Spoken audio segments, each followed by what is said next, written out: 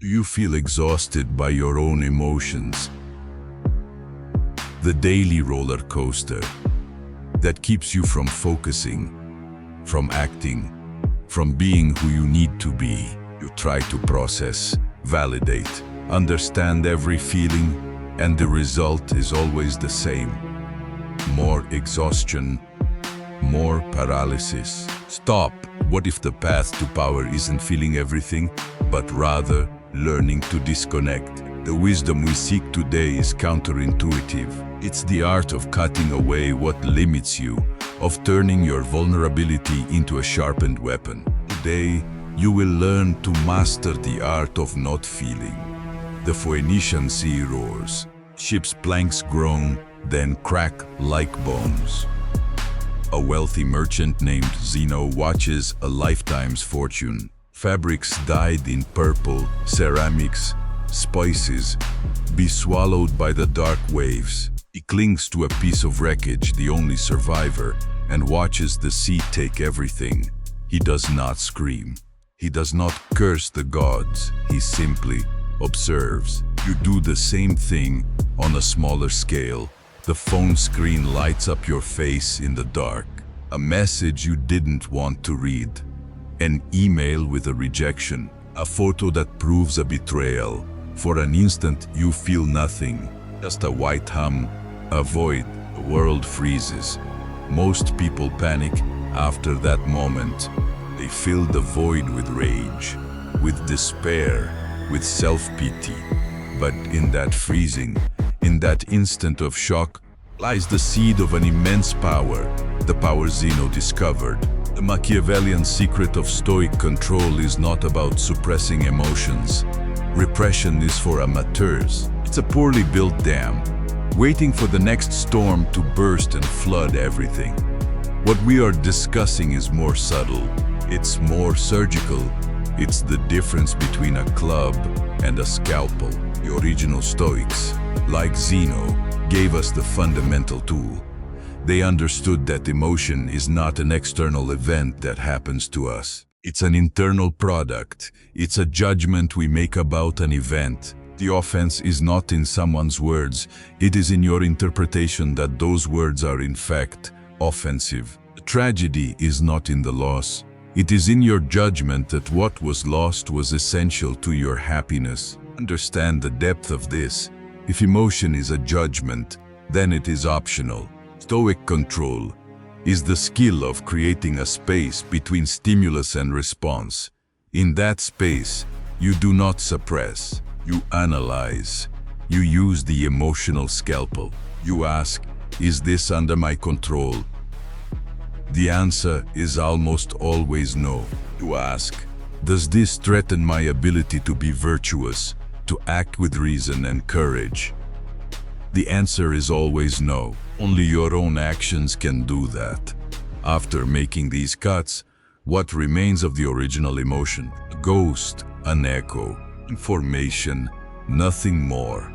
Zeno, upon arriving in Athens with nothing, did not say, I am ruined. He said, fortune commands me to be a philosopher with less baggage. He did not see a tragedy. He saw a change of parameters.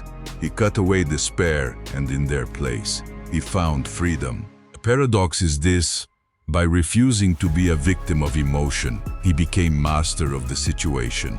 He felt less, so he could do more. But the Stoics, in their pursuit of virtue, left a door open. They taught us to defend against pain, but not to use that defense as a weapon in the real world. For that, we need a guest, a darker teacher. Here in Florence is thick with intrigue. Niccolo Machiavelli observes princes and popes playing their deadly game. He sees good men, men who trust, men who forgive, being destroyed. He sees that kindness, loyalty, and vulnerability, when offered indiscriminately, are not virtues. They are invitations to annihilation.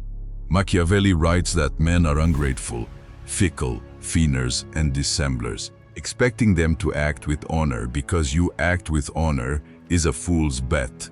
The control he teaches is different from Zeno's. It is not only for inner peace, it is for survival and for power. The Machiavellian secret is this: your ability to disconnect from emotion is not just a shield, it is a weapon of camouflage. The world expects an emotional reaction: anger when provoked, sadness when betrayed, joy when praised. When you do not deliver that reaction, you become unreadable, incomprehensible, and what cannot be understood cannot be manipulated. You are in a meeting. Someone attacks your work with a veiled criticism, hoping to destabilize you, to make you react defensively. You feel the blood rise, the adrenaline, the impulse to strike back. But you remember, you create the space. You observe the emotion as Zeno observed the shipwreck. It is just an event. You do not judge it as a personal attack, but as a tactical maneuver from your opponent. And instead of reacting, you pause. You look at the person without emotion and say, "Interesting point of view. I will reflect on it." The silence that follows is power. You denied your adversary what he wanted. You kept your energy. You turned his vulnerability, his need to diminish you, into your strength. This is not being passive. It is being a patient predator. You do not feel the offense. You register the information, and the information that someone is trying to sabotage you is far more valuable than the momentary relief of a fight. Modern society has sold you a dangerous lie, the lie that feeling everything is a form of authenticity, that being vulnerable is a display of strength. It is a philosophy for sheep, designed to keep you docile, reactive, and, above all, easy to control. Who benefits when you are perpetually exhausted by your own emotional roller coaster? Who profits when your attention is hijacked by every small offense, every manufactured drama? Understand the need to disconnect. We must go even deeper. We need a philosopher who looked at existence itself and saw no divine purpose or progress, but an endless cycle of desire and suffering. Arthur Schopenhauer, in his silent study, diagnosed the human condition with brutal clarity.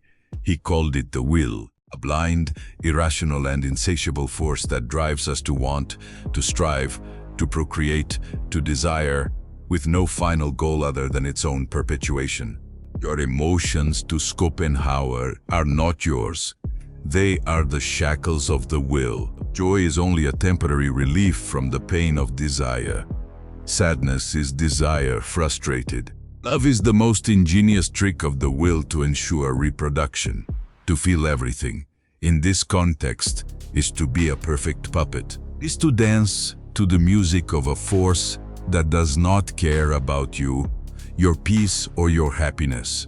Control, then, takes on a new dimension. It is not only strategic as in Machiavelli or virtuous as in Zeno, it is a form of metaphysical rebellion. The technique is that of ascetic denial, not in the sense of depriving yourself of food or comfort, but of depriving yourself of the food of the will, emotional investment. Observe anger rising. Do not call it my anger. Call it anger. It is a phenomenon like rain. You do not become the rain when you get wet. So why do you become anger when you feel it?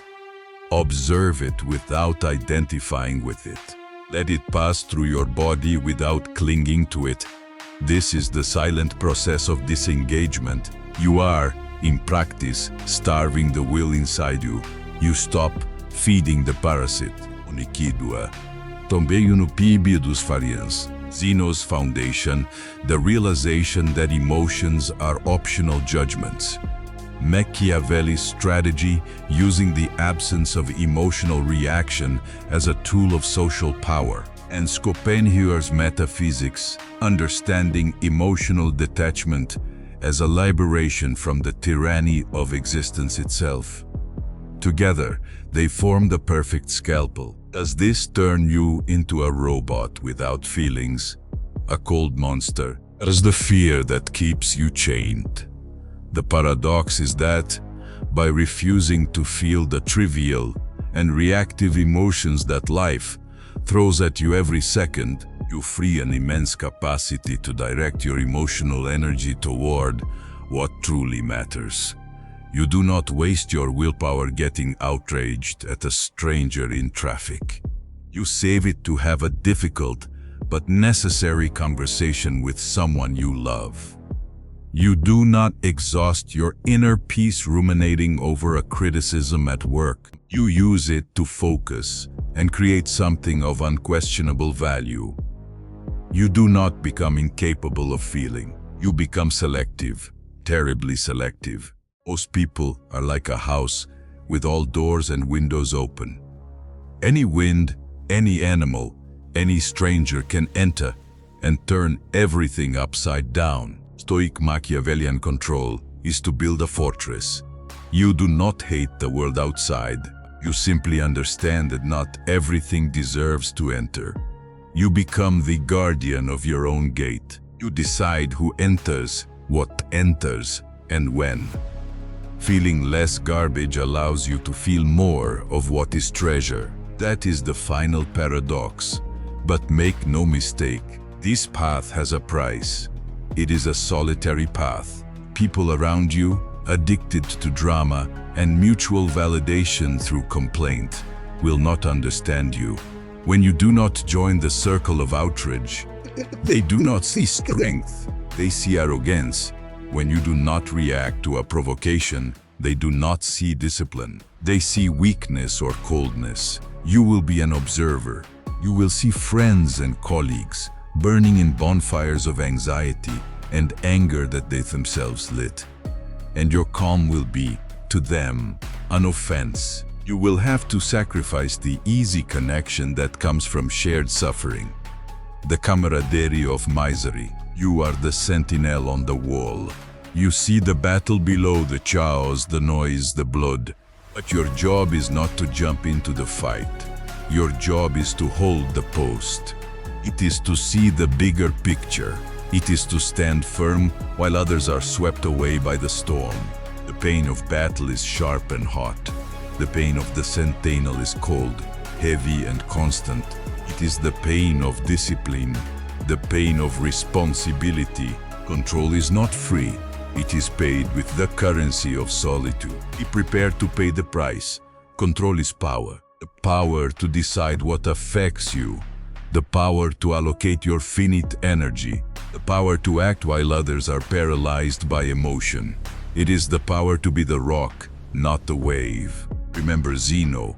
He did not just survive the shipwreck. He walked to the center of Athens, the heart of the Western world, and with the clarity forged in that loss, he built a philosophy that would give strength to emperors and slaves for centuries. The shipwreck was not the end, it was the ignition.